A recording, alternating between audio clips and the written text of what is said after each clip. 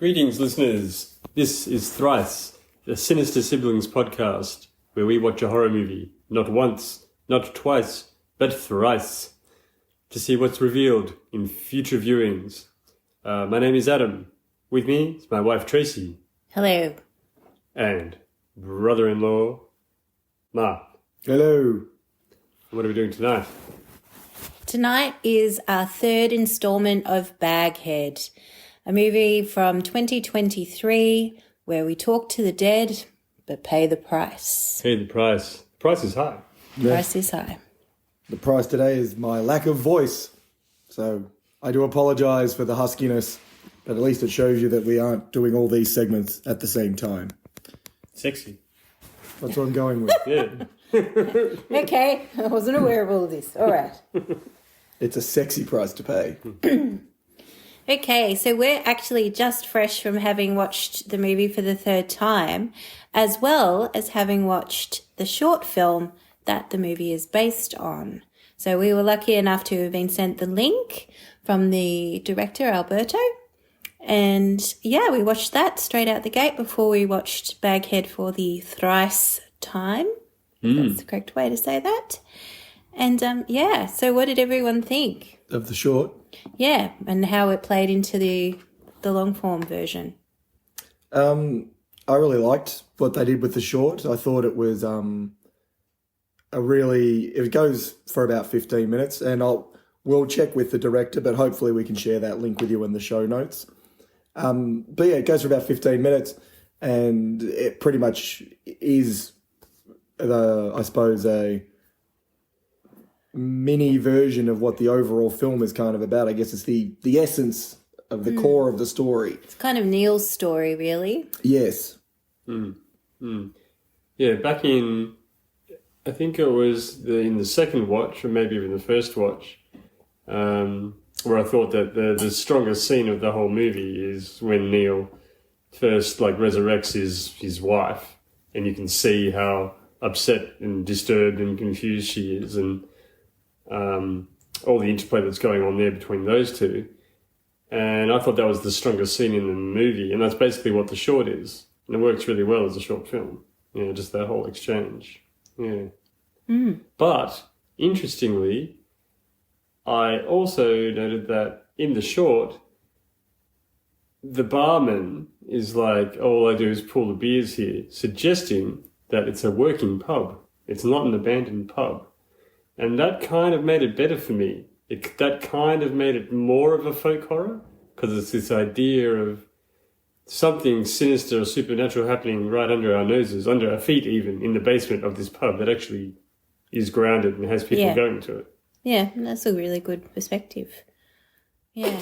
Yeah, it was a little bit more of the, if you know... I was being genuine. I don't know. I think the listeners will decide. No, I was. I mean, Adam. I was. Yes, I was. Okay. Being genuine. I thought that was good. Yeah, I liked the short film. I thought it was incredibly well made and well produced. And I can see how, somebody somewhere saw it and went, that would make a terrific longer form film. So it was perfect proof of concept, I think. And, yeah, it was entertaining. And I think it was in terms of telling Neil's story, one of those perfect short stories, the whole 6-word short story type situation. I thought it was perfect for just succinctly wrapping that all together. What's the 6-word short story situation? I can't remember who the author was who wrote it. Wanting to say, I can't remember his name. Was it, you're talking about, is it, The Old Man in the Sea, Ernest Hemingway? No, it might have been Ernest Hemingway, but the story is, I think it's for sale, baby booties never worn. Yeah. So in that really small, short form, you tell an entire story. So what's the 6-word story? No, it's not. I'm not saying it's a 6-word story. As an exercise. It's an interesting exercise. Yeah, I don't think I can. Oh, okay. So. What do we got? Talk to dead, pay the price. Yeah. Yeah, talk to dead. Yeah. It's not grammatically all that good, but... Pay much. Kind of just, yeah. Now, speaking of paying the price, I did notice when I was watching this one a little bit more that for the third time, more about that cost, I guess, in regards to the curse elements. And I really it came through this time on the third viewing that just everybody's carrying that curse of poor decisions or, indecision. And I thought it was, because I made a point, I wanted to look at Iris's friend Katie's story a bit more. And it was quite a sad thing for me because I'm like, I think Iris was Katie's curse. Yeah, absolutely. It seems horrid. They were meant to be sort of best friends, I guess, but Iris was her curse. Yeah. Yeah, no, she was. And, I think it's quite accurate. And I think in terms of the curse as well, I really saw more in this third viewing of the interplay between the witch and Iris. Like, I hadn't picked up beforehand how in the scene where Iris she has the dream of the witch and she's being choked by her necklace or by the key when she sort of comes to on the bathroom floor. And so the witch had prior just said to her, when she attacked Iris, that we are both prisoners. And so when Iris in the dream is choking the witch has taken on Iris's form and she's choking her. So she's in fact choking herself, which I think really foreshadows the fact that at the end of the film, the two become one. And so I hadn't picked that up before that, yeah. And I mean, I guess it all harks back really to the dad's initial video message where he was saying, you're already dead. Yeah, this is a life sentence sort of thing. Yeah. Which beckons a larger question. It's like, if we're both cursed, if we're both prisoners, imprisoned by whom or what? Well, by the Dark secret Brotherhood? guild society, which I thought, and this is something I picked up with Katie's trip out to the country, where she was saying Otto was trying to find the man in charge, because of course she brought back that whole box of paperwork, which we didn't really get to see, and it was talking about how Otto was trying to find the man in charge, and that was going to fix things. I wonder if that could be part of a sequel, is finding the secretive guild behind the whole thing. Maybe that's where the witch is going. Maybe she's going to, And it's interesting because the man in charge, if we want to call him that, the solicitor who appears and disappears, he talks about how he represents a large consortium of investors. Yes. And and I picked up for the first time tonight watching it that the man in charge has a ring that has ancient runes on it, which pretty much match up with the runes that are on the door to Baghead's basement. So, which shows that there's a real link there. There is that, he's clearly part of that process. Yeah, solidifies him as being in that, or a descendant of that guild, which we weren't even sure about in the first review. We were like, was he? I don't know. Was he? Yeah, well, like, is he in on it? Is he even a lawyer? We were like that. But I also, and I finally, I guess, worked it out. It took me 3 viewings to work it out. I couldn't really work out. I still don't understand how or why the dad came to own the pub, or why this Dark Brotherhood would outsource ownership of the pub. But I guess it's because they worked out that whoever is on the deed is kind of cursed, has a hard time with it, so they wanted someone else to do it. Well, it becomes that prisoner element, because you're stuck there, you can't leave there. Yeah. So they almost imprison the Guardian as much, and that's what Baghead says, we're both prisoners here. So he's quite insistent, though, that he wants her to sell it initially, the lawyer. So sell it to who? To anyone that doesn't mind. Well, he might have a caretaker in mind who understands what the whole process is and who's going to take it on, and who perhaps he has control of. He doesn't have control of her. So he perhaps wants to give it to somebody who he can manipulate as much as Baghead does. It's interesting, and I wonder if in initial drafts the man in charge ever made a reappearance towards the end. Because it seems like he just kind of goes, oh, well, looks Yeah. like Iris has the pub, and then he just goes. Yeah, Yeah. that's right. They have a very hands-off management approach to this whole Baghead thing. They're like, oh, They well, were just- we'll come back later. Yeah, wouldn't they want to? Why didn't I just? Yeah, none of it made sense to me, which is why I think it works better as a short film, if I'm honest. But like, why didn't they just seal it up? If you're cursed, they can't use it. Seal it up again and be done with it. Like, It does seem, it seems a bit odd too that the pub didn't burn down. Like the dad Yeah. spilled a lot of flammable stuff around. Yeah. I understand Baghead didn't, but Yeah, the well, pub I guess didn't. I guess she's magical, so but I like guess he fell in flames on the floor and left like a little mark on the carpet. yeah. Well, I guess she sort of maybe I don't know, maybe because it's her prison, it's protected in a way. It can't burn down. Sorry for all the noises in the background. That's our cat, Mina, who has decided it's now playtime. So I did notice too with some of the cinematography that there were some shots where they were through windows that had that sort of prison look, like bars and things.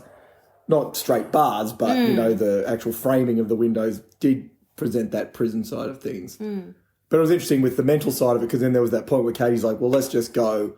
And then Iris is like, you know what, maybe I don't want to. Like that bit of a Shining type of element Yeah, there. absolutely. Like she was, and obviously the dad had said in that warning video, like she'll get in your head sort of thing. Yes, absolutely. And we could see that that was really happening. Yeah, no, I think so. So, was there anything else on this third and, well, final viewing for the meantime that stuck out for anybody? Like, I know I was sort of thinking back to previous viewings where I had said, you know, she never locks the door to the pub, which, you know, there's a lot of coming and going in the pub. But in one of the early scenes, she does very clearly lock the door, or and a then door. then Neil appears, and I was like, oh, okay, that makes it worse. That makes it less sensical. But I also noticed, you know, I hadn't, even though obviously I've seen the film, I hadn't really picked up on sort of like the aggressive nature of Baghead, towards Iris, where she attacks Iris. And then she also attacks Neil in the beginning when he first sees his mum. And yeah, for some reason that it's completely sort of slipped out of my mind. And so I sort of thought, oh, okay, there is a more sort of slightly sinister element to Baghead. She's going to spew like goo on you if she gets her hands on you. Baghead initially is sort of presented as this docile, you know, I'm the guardian, you'll do what I say, I'll whistle and you'll come sort of thing. But yeah, she's always trying to get out and trying to work the angles. And like you said, if given an opportunity, firstly, after the 2 minutes, she'll start getting into your head. Yeah. But then give her a chance to get out of that chair and she'll go you. So how do you turn her off? You just put the bag back on? Yes. Well, basically you got to tell her to stop, Yeah, stop and put the bag on. Like very much in the short film, it was bag on, game over. But yeah, not so much. But anybody else find anything new that, or something they hadn't really realised? Well, part of what we want to do with this third chapter when we do these films is to try and incorporate some external stuff into it. And I know we have touched a little bit upon the director, Alberto. We did reach out to him just with a couple of questions, just to get a little bit more. What's his full name? Should we use his full name? No. It is Alberto Corredor Marino. There we go. Yeah. And in the spirit of thrice, we asked 3 questions. So this is just what I put to him. And I'll sort of give you the first question and answer, and then we'll see if there's anything you want to feed off from there. So the first thing we asked was, what was behind the decision to change that lead protagonist from being a male in the short, which was Kevin, to a female in the feature? And I'd also put that question to Lorcan Riley, who was the writer of the short film. So Alberto's answer was I wanted a female protagonist right from the beginning, and the producers from the picture company and the studio agreed. It was important for the connection with Baghead, as Iris is the first female keeper in charge of her. It ties up with the concept of the historical witch hunt being an excuse to bring powerful women into line. Iris had a difficult childhood, and we found her in our story at a very low moment. We wanted to make a theme of how difficult it is for a young female to find footing in society, and how the pub and the witch give her an opportunity for power and self-reliance. Yeah, that makes sense. It didn't occur to me until I read that answer that Iris being the first female, because they do show a lot of the framed portraits on the walls of all the men from the past. Yeah. And so it is interesting that they've switched that to sort of... And I suppose Baghead does in some ways empower her, doesn't it? Like, would you say Iris gets empowered from her experience with Baghead? I don't know. I sort of took it as she seemed quite strong-willed anyway, like, and just going to make the decisions she made anyway. It seemed like she played her life that way, just, sort of making decisions and living with those consequences and not really taking into account. So I'm not sure for me that it did. I absolutely get the parallel between the first woman and, sort of, I don't know, having a female in Baghead as well. But no, I sort of feel like she was, I don't think it changed her character or empowered her any further, apart from obviously she had a bargaining chip all of a sudden. So she thought. Yeah, that gave her,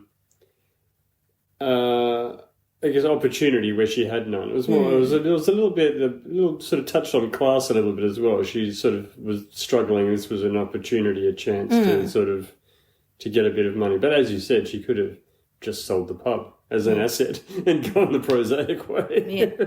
But perhaps that was still an older male directing her. Yeah. Whereas she wanted to go, I'm going to make a decision. I'm going to own the pub. I'm going to make a decision. I'm going to let Neil pay me to do this. Like, I'm the boss here. And then when she realises she's now the guardian, I feel like she does stand up that bit taller. She's like, you have to do what I say. And maybe she's never really had authority like that before in her life. Yeah. I don't know. I just sort of took it as that was her personality. Bossy. But she flags that Katie always looks after her and gets her out of trouble and things. So Yeah. She had agency for the first time in her life a little bit. Yeah. Lorcan, who was the writer, was a bit more matter of fact when we put that question to him, which was simply that the decision was made that they wanted to keep that jealous husband storyline from the short. Yeah. So therefore they were looking to put a new protagonist in because they wanted to keep that character. Yeah. Which was Kevin and became Neil. They wanted to keep that. So that was definitely... It made sense to then contrast. Yeah, that was definitely... I buy into that. Yeah. It was not, they didn't replace them in case they sort of added another character. And so the second question was, do you consider Baghead to be an urban folk horror story? With a closed community of people who know the secret of Baghead, we thought it could be classed that way. Alberto responded with, you're onto something there, although to be honest, I never approached it looking at the subgenre it could be classed as. I'm a big fan of paganism, and of the historical background of the witch hunt that swept Europe, mostly Germany, during the 16th and 17th centuries. I wanted to take that concept and create a story where one of these entities or creatures was created through the oppression that the pagans suffered at the hands of Christianity. They created this powerful being and then built a prison, being the pub, to exploit her gifts. So, to some extent, yes, they brought the dark power of nature to an urban setting by doing that. Good eye. And I think it was even the runes connecting the man in charge and the runes on the door. And I like that they didn't hit you over the head with Hollywood exposition. Like, they didn't stop and go, what are these writings on the door? Wait, I've got a diary that tells me someone translated this, blah, blah, blah. Yeah. It's there. And that's what we're trying to do with Thrice, is you may not see it the first time you watched it. Yes. But now that we've put several hours into watching this movie, there are these things you're starting to see. No, agreed. Excuse me, everyone, while I clear my throat. I apologise. So look, I thought it was quite interesting that, that Alberto did agree with us around that being some sort of urban folk horror. Yeah. Because it does have that. It's clearly hundreds of years of this consortium that knows what's going on and are choosing to exploit it for their nefarious purposes, I'm guessing. Well, and I guess that's highlighted, like Adam said, in the short film, where it's kind of made out that that pub's a functioning pub, and there's lots of people who are going in there who have no idea about what lurks beneath. But there are a closed community who do know about what lurks beneath. So, yeah, I think, we hit the nail on the head. And then the last question we put to Alberto. So Bryce Maguire was involved with the writing of this film, and Bryce has recently directed a film called Night Swim, which also started life as a short. And the question we put to Alberto was, had Bryce Maguire started working on the feature-length version of Night Swim when he got involved with Baghead? Both films share a theme of accepting loss, and we were curious as to whether that was something Bryce brought to the film. So Alberto responded, the central story and the themes had already been there with Christina's script. Bryce came to the project through the guys at the Picture Company, who had worked with him before and thought we could use his experience in horror. When we discussed the story, we agreed on the central theme, which is grief. He completely understood this was a story about people who cannot, or do not want to, get closure. Indeed, parallels exist between the two stories as they both explore the dynamics of families grappling with loss and their challenges in addressing it. But I think they are quite different. He had been working on the feature transfer of Night Swim for years since he shot the short in around 2014, and it was a coincidence that we both released movies around the same time. So that was just an interesting little bit of background. That was more driven from my side. I was just curious seeing sort of the names involved in the credits and wanted to know when you have more than one person working on a screenplay, who provides what. So I was curious to see if Bryce had brought something to that. So it sounds like he was brought more on board to maybe ratchet up the horror. So it's an interesting side of things. Yeah. And that probably takes us a little bit to what we wanted to do with our third section of this as well, which is talk about other films that maybe might be something, if you've liked what Baghead's presented, that other things that you might want to explore out from. Yeah. But I think before we get there, I think let's have a look in terms of the thrice model, patented by Sinister Siblings, did watching a film 3 times, did it peel the metaphorical onion? Did you find out more? Did you like it more? Did you like it less? So we will start with Adam. So initially on first viewing, Adam gave this film 6 bags. Then he gave it 5.5 bags because it lost a little not being at the cinema. So it's interesting to find out how many bags Adam gives the film now, having watched it 3 times, having heard what others have said, what the director has said, having watched the initial short film. How many bags does this film now hold for you? I think it still retains its 5.5 bag status for me.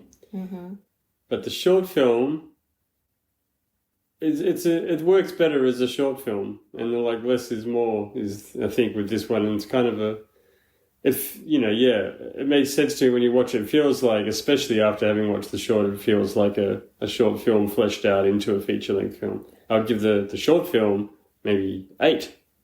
Okay. 8 bags. But, okay.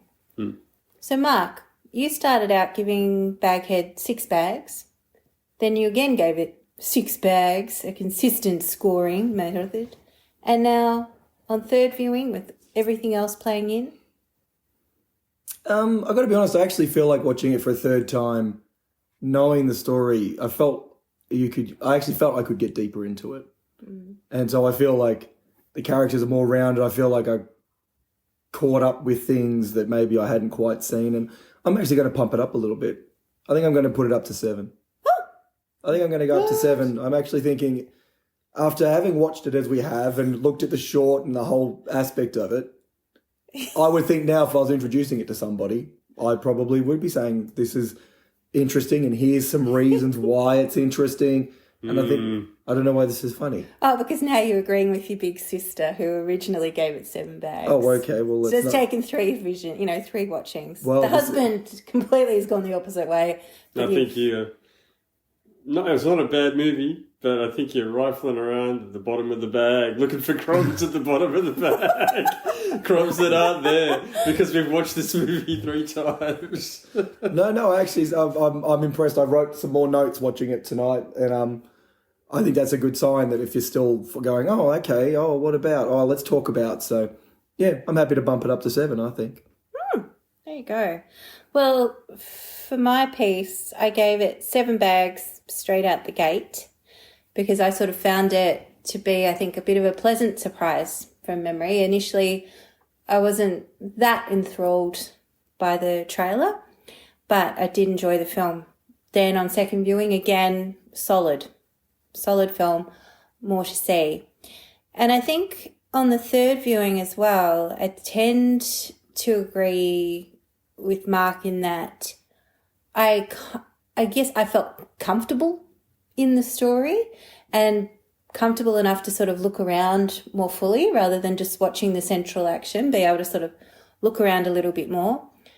And, I don't think that there's huge, layers that we haven't explored at all, but I think it's a solid film. And it's a simple story at heart, but it does have those other layers around sort of grieving and, letting the dead letting them lie in peace, rest in peace. And, it's got a little bit more there than your average. And so, yeah, I would continue. Everyone's looking at me expectantly. I would continue to give it 7 bags. Nice. So I think, further viewings did help me settle into the story. It was quality enough storyline and movie that you could settle in and then explore it further. So in terms of what other films you might like, if you liked Baghead, other films you might like would be The Shining. I would give that one a go. And Talk to Me.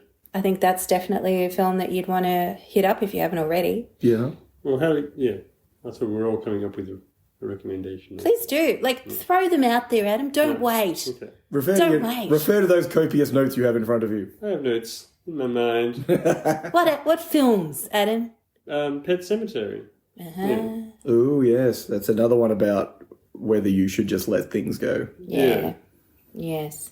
And also, just for a book, just for the whole kind of sack witch kind of imagery and hedge magic, that kind of rural sort of hedge magic, a book called Hex, which the descriptions of the witch in that very much kind of seem similar to me. Yeah, very similar. Yeah. And Hex was a fantastic book. Yeah. We'll put that... Thomas Hoovoot, I think his name is. We can pop that in the show notes. So we'll put all of the links and all our recommendations in the show notes. Any other films or books you would suggest, Mark, if people liked Baghead? Well, just on the curse side of things, it made me think a little bit of The Grudge. Yeah, of course. About a place that, has a curse, and when you sort of get involved in it, then you're kind of stuck with it. Yeah. The only fork in the road being that Baghead doesn't really deal as much with, I suppose it's more they're in it as opposed to a bit of a mystery to solve, whereas something like The Grudge is a little bit more of how do you get out of it again. But yeah. No, but I guess that also takes it back to, I think it was in our first episode we talked about how it had parallels with J horror. So I think definitely getting into a bit of that. So yes, so that's... And a weird little bit, the editor of the film, Jeff Betancourt, actually worked on the Grudge remakes as well. So there you go. It all links up. So... Well, just to wrap it up just quickly, I don't know if we've touched the boat. Just the technical aspects of things. Thenumbers.com tells us that the film grossed about 5.6 million worldwide. So not a huge box office, but being in mind it also didn't get to cinema screens in the States. So it went straight to streaming in the States, so we don't have those numbers, but I imagine it's been reasonably well received, and I'm not too sure how the home video market's gone for it. Unfortunately, the DVD released here in Australia is a very bare bones one, which is why we were really lucky to get Alberto to share the link with us to be able to watch the short, because I had sort of hoped that they would put that on the DVD, but that wasn't the case. And where does one find it on streaming? on Prime, I think it is. Yeah, I think it's on Shudder as well. Prime and Shudder. But yeah, thank you to all of the people who helped us put this podcast together. So, Yeah, absolutely. you know, we were incredibly honoured to have been able to talk to the director And the writer. and the writer. So appreciated. very, very much appreciated. And thank you, kind listeners, for getting to the third episode or third installment of our first episode. We truly appreciate it. And if you liked listening to what we have to say, please subscribe and follow and review. 5-star reviews are so important. They help our podcast get heard by others. And please share far and wide. And thank you very much. And I've said it once. Said it twice. I'll say it thrice. Farewell. Goodbye. Au revoir.